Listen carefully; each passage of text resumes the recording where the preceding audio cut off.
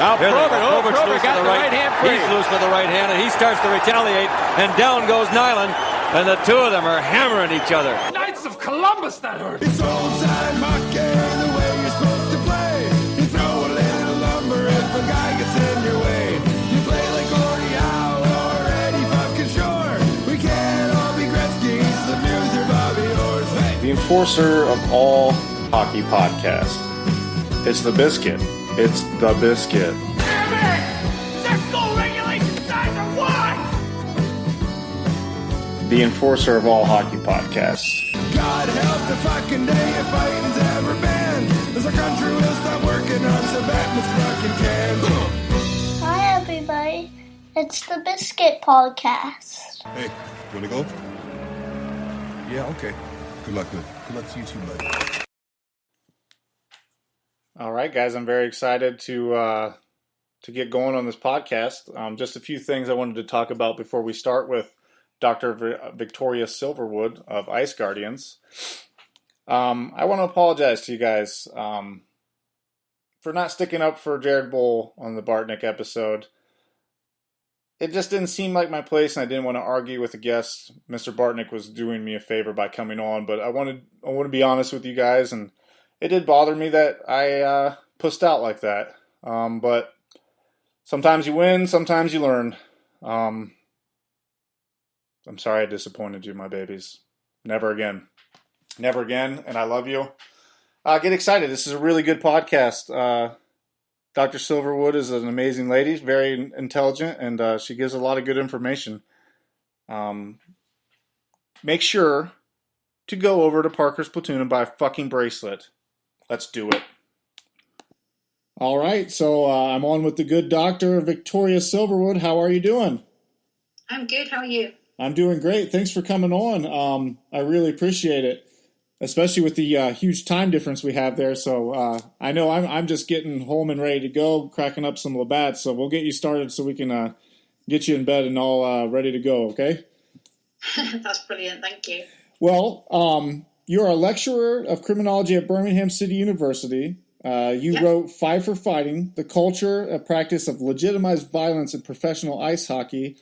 You starred in Ice Guardians, and you even have a little hockey player of your own, if I'm not mistaken. I do. I'm a busy lady. How does game go the other day? How does game go? Oh, it was great. It was very good. It was a kind of play like the pros, where they had the professional players playing with the junior hockey players as well. So it was all good fun. He got a goal, so he's happy. Yeah. Well, so I guess my biggest question is, were you a hockey fan before Ice Guardians came around? I mean, obviously, since you wrote your PhD for that, but what got you interested in the in ice hockey? It's actually my now husband, who's my boyfriend at the time, was going along to watch it. He played a bit of shinny. The team was just starting in our hometown, so I went along with him to watch it. Became a bit of a sort of fan and ended up watching it for a lot of years before finally working for a team, doing their sort of some of their press and things like that. Now, you said he played a bit of shinny? Yeah. They didn't have organised kind of recreation teams at that point, so he just, 20 people would just get on the ice and just hit the puck back and forward, play a bit of a pickup game. Oh, so like, I guess we would call it beer league. Yeah, not quite as organised as the beer league, because he still plays beer league now, but oh, okay. Not quite that organised. So, was it your degree in criminology that kind of made you dive into the more violent aspect of the sport, or what got you interested in really diving into the enforcers and telling their story in a different way? Yeah, well, I did a degree in criminology and then went on to be involved in criminal defence law. So I was kind of used to kind of fighting for people who I thought had been treated a bit unfairly to start with. But when I decided to go back and get my master's and then my PhD and become a lecturer, I was a hockey fan. And I just thought, you know what, why has nobody written about this kind of stuff? Why isn't the information out there? So I did a good sort of literature search, and there's barely any research that's been done on hockey. And initially I was kind of interested in the whole kind of legal distinction between fighting on the ice compared to fighting off the ice. How hockey managed to have this kind of bare knuckle fist fight, which was kind of illegal in every other context. So initially, I just kind of got in that way, and then as I got more and more involved, it was actually like the players' stories that got me sort of hooked on wanting to study this subject. You know, as you and all your listeners will know, and many academics don't know, but hockey people know that, you know, enforcers are nice guys off the ice. Right. Some of the nicest guys you'd meet in hockey. Absolutely. And I think in criminology kind of terms, people see violence and just assume that means that's someone who's a criminal and acts in a particular way, and they don't understand like the nuances between different types of violence and people that use legitimate forms of violence. So my research kind of took more that kind of turn after that. Now, that's interesting when you say different types of violence, because usually, you know, someone would just hear and it would be black and white, this is violence, this is not violence. Yeah. So I agree with you, there are different types of violence.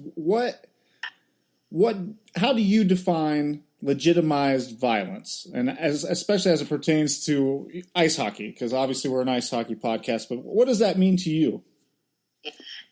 In terms of hockey, it's kind of violence is legitimized because everybody is agreed that it is a part of the game. It's kind of for the greater good of the game. So people consent to that level of violence. And I think, you know, I went into the whole Latin definition in Ice Guardians about what makes it legally different from kind of violence on the street. But for me, it's how players legitimize that violence and what becomes acceptable and what becomes unacceptable to that social group that's kind of really interesting, because every different social group and every different kind of tribe of people have got their own definitions about what's legitimate and illegitimate. And that's a huge point there, is it is consensual. These men are out on that ice, and like you said, they call it the code, you know, whether the players want to call it the code or not, but they know, and everyone else on that ice knows, and the people in the crowd know, that if something happens, there are consequences. And everybody, I mean, they all grew up, and they've signed on to come out there onto that ice and to do it, and these men have even taken it a step further and dedicated themselves to being that guy that will have to stand up for their teammates if they need to. And it's interesting because only for the last few years have I really dove into these guys' personalities. And as a young kid, I would just see, like, say Scott Parker knock somebody out in one punch and be like, oh, he's the baddest motherfucker that ever lived. I bet he's, eats nails for breakfast and, you can't talk to him. But he's absolutely one of the sweetest humans of all time, and absolutely a very kind-hearted person. And it doesn't seem really that there's any type of enforcer that is just a big prick. It's more so, one, they want to play hockey.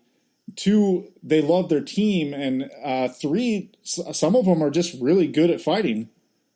Yeah, absolutely. I think people always ask me, so non-hockey people always ask me whether the people drawn to that role are people who were violent in other areas of their life, or they kind of showed that they were more likely to be violent when they were younger.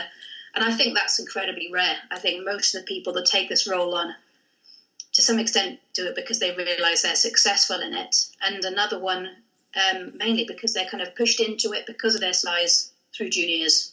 Right. Those guys that were bigger were kind of put into that role.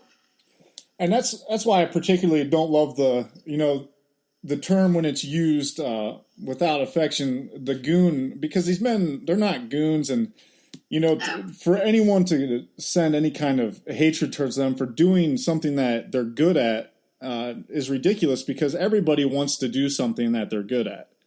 Yeah, absolutely. And it's just a demeaning term. I kind of like how the Goon franchise, Jay Baruchel's latest one as well, the second film, I kind of like how it kind of reclaims that title a bit. But I don't like it when I see people that I know, and I know that they're smart and they're funny and they're kind and they're engaging, and they actually do a job which requires a lot of mental thought and a lot of preparation, being kind of demonized as being these kind of mindless thugs that kind of drag their knuckles on the ground. Right. But actually, it couldn't be further from the truth. Right. And that's one thing that Ice Guardians brought out to me is that these guys think about this, that mental anguish that, oh shit, we're playing so-and-so, I know I'm going to have to fight, and what that would do to somebody, and then let alone the physical consequences of that, interaction. So not only do they have to think about it, then they have to live with what happens to them, physically, and then after the game too, when it's all gone, it's now just starting to come out a lot of, information on CTE and head trauma and all this. Yeah. What are your thoughts on that position as it moves forward with all this knowledge of, how it affects your head and what's going on there? Well, it is something I'm doing a lot of work on at the moment now. Initially, I'm pro the need for fighting in hockey in terms of enforcing the rules, in terms of protecting your teammates.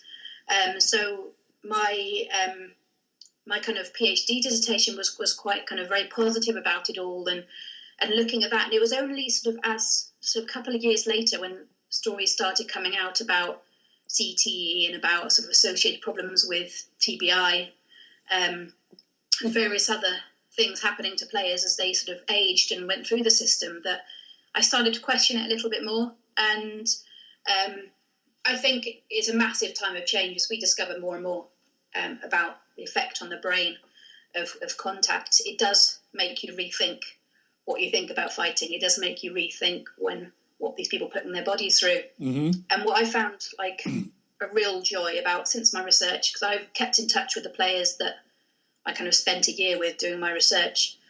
And so they're now retiring and they're sort of got their young families, or they're starting their careers outside hockey. And being able to kind of keep in touch with them and hear their stories, even though some of those are sad, where they are struggling with brain injuries or with other illnesses or depression from retiring, it's a real kind of honor to still kind of keep up that relationship with them and still be able to tell that story. Perhaps looking a little bit about some of the harms that hockey actually did do to their brain or to their social life on retirement or to their drug or alcohol addiction. Right. I think one of the biggest things is you ask, and I don't want to give away too much of Ice Guardians because I think everybody should see it. I think it's a very important film. But if you ask, I mean, a lot of these guys, they won't even hesitate for a second to, would you do it again? Now with, the information being out there, they don't hesitate for a second to say in a heartbeat, I would absolutely do it again. I'd do it twice if I could. For me, that was what made it okay. That, it's a bummer that things can happen to their head, but I mean, a lot of them even say, the hardest I was ever hit was catching an elbow just skating across the dude, or getting boarded. So the fight itself doesn't even necessarily mean that there's going to be head trauma, but the game is violent all around, everything about it. You're flying around on knives on ice with giant sticks, so shit's about to bound to happen.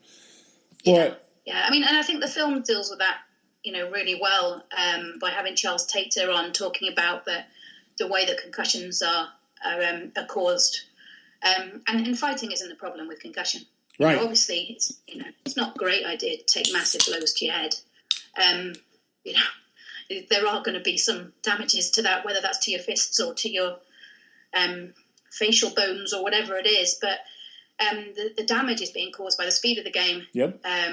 The massive hits, the elbow and shoulder pads being much more protective of the player who's wearing them rather than the player that's on the receiving end of them. Yeah. And, just the way the game goes. But, hockey's kind of been thrown fighting's been thrown under the bus by the NHL as being the thing that's the problem, which is false in my opinion. I agree with you, and I think it's because of how it looks. You see a dude get hit in the face, teeth fall out, people get, they freak out, but really, and I've read these studies say an offensive lineman in the NFL wearing those helmets that they have, it's that constant contact every play, boom, their head moving every single play all game long, not, like you said, a punch to the face. Or these guys, running somebody and having no consequence now because they're running these players out of the league. Because trust me, if you run somebody and then you have Westgrath come skate over to you and go, okay, bud, let's go. You're going to think twice about doing that.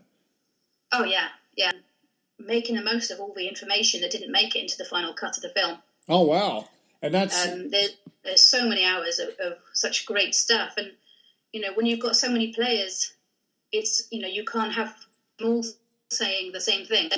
So, but they all said it slightly differently, which you can get across in a book a lot sort of easier when you're not limited by time. Yeah. So you guys are currently working on a book together, then? We are, yeah. Yeah, that's the plan. Unfortunately, it's been put on hold a little bit because my academic job got rather busy, and he's away with Scorgi filming the Trejo documentary. Right. But yeah, no, the aim is to get it up and running and get it sorted, and he's going to make it look good, apparently, which is good. I'm going to need some help with his artistic abilities because mine are very limited. But I'm writing away and getting it out there. I mean, it writes itself. It's such a fun topic to write about. Right. It's a lot easier than writing academic books, I tell you. So is it's practically just going to be basically Ice Guardians, the book? There's going to be different elements into it. So we won't call it Ice Guardians. It's going to involve some of my research as well. Some follow-up interviews with some of the players. Some kind of further considerations that just topics that couldn't fit in the film in the end. As well, so it'll certainly be based on some of the same themes, but we'll bring new themes in as well and expand on different aspects that didn't make it. Because I know Brett struggled for many months to get the film to 90 minutes, so it could have been 3 hours with no trouble. Oh yeah, I'm sure. Well, that's awesome. Definitely let me know when that comes out, and I'll have you back on, and we'll do promote it a little bit because I'm all about that. That sounds fucking great. That'd be great. So, how is hockey over there? It's completely, I mean, I have no idea. I just had a gentleman on from Dublin and, they're just now, the beard just starting to get into it, but a lot of those cats over there were getting into it from video games. So I'm just curious of what the culture of hockey is, in the UK. It's still a marginal sport, but it's now in, I'm trying to think, I remember this year, 12 teams in the top tier professional league. And probably about half the players in each of those teams will be import players from Canada and the States. So probably skill level somewhere just a little bit above the East Coast Hockey League. Okay.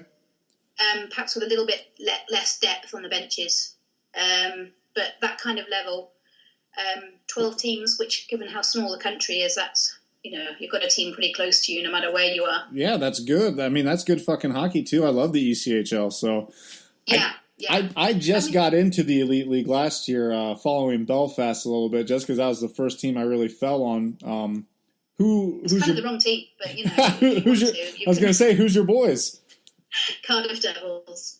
Oh, the Devils. Okay. Well, maybe I'll look into it. Yeah. So we won the league and the conference and the Challenge Cup last year. So, you might as well support a winning team. I like that. Do you follow the NHL at all? I do. I love the NHL. The time zone, you're saying about the time zone at the beginning of this. The time zone for watching NHL when you're in the UK is pretty grueling. Yeah, it's got to be pretty fucky. So I either have to kind of delay being on Twitter and Facebook for like 12 or 14 hours until I can actually get home and watch a film, or you have to stay up really late and get by on not much sleep. Either way, you're kind of screwed. Yeah, no, I love it. And when I come to the States and Canada with work, and, as soon as I'm there, I'm checking the schedules to see who's playing where and what they're doing. You're not a fucking Penguins fan, are you? Oh, God, no. Anyone but Penguins. Thank God. I was going to say, I've had to talk to so many fucking Penguins fans. I'm about to lose my mind. Do you know what? There are a lot of Penguin fans in the UK, people who've liked hockey for the last 5 years or so. Oh, I'm fucking sure. I'm sure. All Penguins fans. No, I'm not a Penguins fan. I think, I thought you might ask me who I supported. Yeah, I want to know. I think being in the UK and supporting it over the distance gives you kind of a bit more flexibility in being able to support more than one team. Yeah. So there's a few that I've, like my first team initially were the Leafs. Okay. Going back like 25 years. Nothing wrong with that. With the Leafs, that was the first arena I went in. So, the Leafs have always got a soft spot in my heart. But I got into the Caps a little bit, and because they're the team I've seen live most, because I've been in Washington for business. Oh, okay. I've got a soft spot for them, and I've also got a soft spot for the Oilers. So I'm kind of spreading my bets a bit on the Eastern Conference. Yeah, well, all those are wrong, but it's okay. I thought you might say that. No, I mean, I grew up, I liked the Leafs when I was younger because we didn't have a team in my region. So Yeah. I looked up north, and there they were. So I was like, I guess I like the Leafs. And I was a huge Doug Gilmour fan, so that's what happened to me. Yeah. Until we got a team here in Ohio, and then I said, fuck the Leafs, I'm done with them. And pitched them pretty quick. I just feel people have been very dedicated for a very long time if they're a Leafs fan. Yeah, it has. It's been a rough go at it, but it's looking good. That's for sure. Yeah. Of course, their best player's got to be an American. He couldn't come play down here, unfortunately. But I'm happy for him, and I'm happy for Leafs fans. Yeah. So, who's your favorite enforcer? Oh, my favorite current enforcer. Oh, current, yeah. Let's do that. All time. Let's do current and all time. Okay. I'm not convinced there are any out-and-out enforcers at all. No, it's kind of the hybrid guys. I mean, some of them, Yeah. but as close as you can get, I guess. Yeah, definitely the sort of hybrid. I can never pronounce his name right because everyone pronounces it one of two ways, but Lucic or Lukic. Bit of a fan of his sort of works, when he can get the hits in as well. Lucic. Gazdic, obviously. Yeah. In Ice Guardians as well. Yep. I'm pleased to see him get picked up by the Flames, so hopefully he'll, get out there and yeah, I think that's a good fit for him too. They could use him. Yeah, absolutely. Yeah, I mean, you've seen with the Oilers, the benefit of having players that will actually stick up for these young kids. Absolutely. And when Calgary, your best player is 5'2", having Gazdic there is not going to hurt. That's for sure. No, absolutely. Yeah. I mean, I think it's changed. I mean, you don't have those out and out sort of fighters in the same way, but I don't like players that will go around throwing hits and not answer to it. Just be not a big fan of the agitators. Oh yeah, we call them bitches. yeah, totally. But yeah, the biggest problem with it now is even when these guys try to do their job and two grown men drop the gloves, when the refs stop it, that makes me want to jump through my television. Yeah. Oh yeah, that makes me mad. Just let them go. Yeah, what the fuck? It just, you'll let this massive hit go with someone's head as being the primary point of contact. Right. But yet you'll call them for just, it's crazy. That's what bothers me massively about watching it in the UK and in the NHL as well. It makes me wonder, if their earpiece is too loud and they can't hear everybody, cheering and screaming, that it blows my mind. And it is two consenting adults. Yeah, absolutely. So just let them go. Yeah. I mean, I'm definitely, I'm pro letting people go for that. I'm quite anti staged fights, but those fights that actually come out of the play, they need to happen. Right, they do. Needs to be resolved. Just let them go. They do. I agree. So all time, who is it? I think I'm a big fan of Todd Fedoruk. Oh, okay. Yeah. No, he. I think it was just the time I was sort of really, begun to get interested in thinking about it as a topic and thinking about, maybe doing this research and getting involved. Sort of Todd Fedoruk and Bugard and Paros, all that kind of era. Gotta love Paros. There was a good amount of fighting in the league then. Everybody loves that Paros clip. Yeah. Yeah. Paros's mustache too, man. Thinking of George Larac as well. Obviously, Ty Domi was awesome to watch fighting as well. Yes, he sure was. Well, I love that answer. I get a lot of Proberts and a lot of Scott Parkers, but Fedoric, I love that answer. That's great. It's a little different. Obviously, Probert was the kind of number one, wasn't he? He was that guy. I always like to go for someone who's less number one, has got a bit more. When I get the Probert answer, I usually ask again because that kind of goes without saying that that Probert was the best. So, but yeah, I love that answer. That's awesome. I do like to ask, since we are called the Biscuit. What's a good English breakfast? Oh, good English. I thought you were going to ask for a good English biscuit, which is very different to an American biscuit. A biscuit's a cookie over there, yeah? It is, yeah. Well, yeah, give me what's the cookie then? What's the best biscuit over there? The best biscuit over here is this podcast. You're on it. Of course. Okay, so the best biscuit over here would be, I'm trying to think of the best one. I'm going to say a penguin. Nope. That can't. So a penguin biscuit. I don't think do you have penguins over there? Like the cookie? Yeah. No, I've never fucking heard of it. Oh, okay. So it's kind of like 2 layers of like chocolate biscuit with sandwich filling, and then it's covered in milk chocolate. Whoa, it sounds good as hell. Amazing. Pretty amazing. We got to have something like that. I'm not sure the name. I'd have to ask my wife. She's the cookie queen. Well, I'm gluten free, so I can't eat any of them. Oh, but, you don't. You don't get any good cookies. And then what would be what's a classic English breakfast? Okay, so I live in Wales, so like your Welsh breakfast is different from your English breakfast and your Irish breakfast. Okay.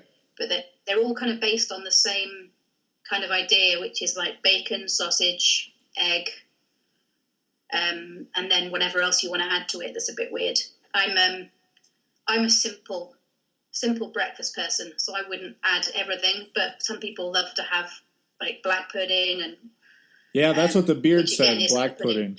It's like a sausage, and things like that in there, and baked beans and tomatoes and mushrooms, but I'm a purist. I just like eggs and bacon on their own. Hey, there you go. Can't beat that. That's the shit.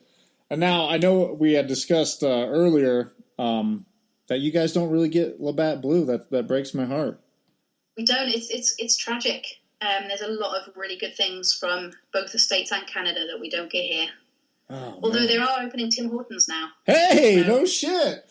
Yeah, they opened the first one in Scotland last month, and they're bringing one to Cardiff and one to Belfast. So, I think they need one at each hockey rink. That should go without saying. Oh, for sure. That's one of my favorite parts of the Blue Jackets arena. There's a Tim Hortons connected to it. You can't beat it. That's the way to do it, isn't it? I'm telling you. And no, they don't do Labatt's. They don't do Molson. They don't do all the kind of things like that here. They've got lots of real ales are kind of really popular at the moment. So there's just loads and loads of those independent brewers and stuff. So that's quite cool. Yeah, the hipsters here, they all love their craft beer. Yeah. I was into it for a while there, but then like my love for drinking a shit ton of beer took over. So I was like, well, I'll just buy a cheaper case of beer. So Labatt it was, and then, but I mean, it's hard to find here. Unfortunately, and I'm not proud of this, but I had to have the local grocery store here special order it for me. I was like, that's dedication to that. Yeah. So that's where I'm at. I'm having them order 2 cases of beer for me a week so I can stay legit. I feel like they should pick up on this when they podcast and start sending you some free Labatts. Oh, do you hear that, Labatt? Send me some free Labatt. Tag them in a couple of Twitter posts. I'm and telling it might happen for you. I need a little Labatt counter too for every time I crack one on here. I'm going to go back. I'm going to go back and listen to all the old podcasts and see what number I'm up to. It's got to be. I mean, it's usually about 3 or 4 an episode. So yeah, see how much they owe you, like in back payment. For, yeah, there you go. Now that's using it. See, there you go, Doc. That's good.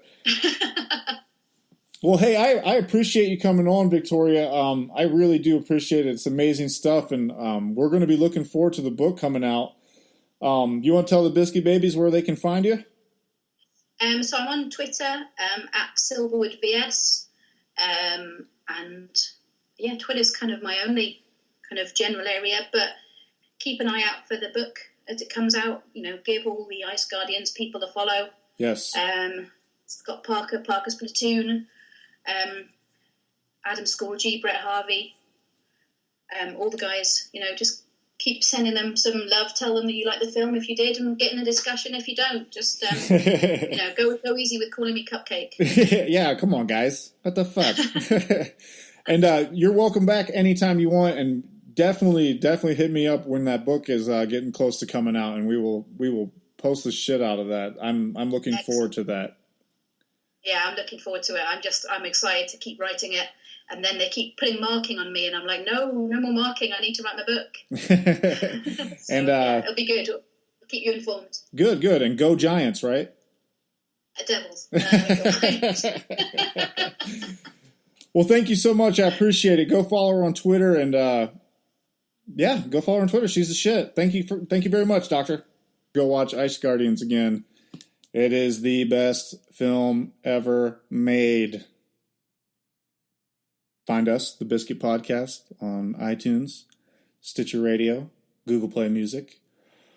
I gotta check the email, but I'm pretty sure Spotify is still not letting us on because, dude, I haven't said faggot in weeks though, so we got to be getting closer to getting in there. Follow us on Twitter, The Biscuit Pod. We're on Facebook, The Biscuit. We're on Instagram now, The Biscuit, or _Biscuit _podcast. We got some cool pictures up there. Go for a float. Lucid Float Spas, Mount Vernon, Ohio. Shitty Coolers. Go check them out too. We're an ambassador for them as well. I love you guys. Thank you for your time. Thank you for listening. Go rate and review us on everything, please. 5 stars or fuck off. Freedom. Hockey. The Biscuit.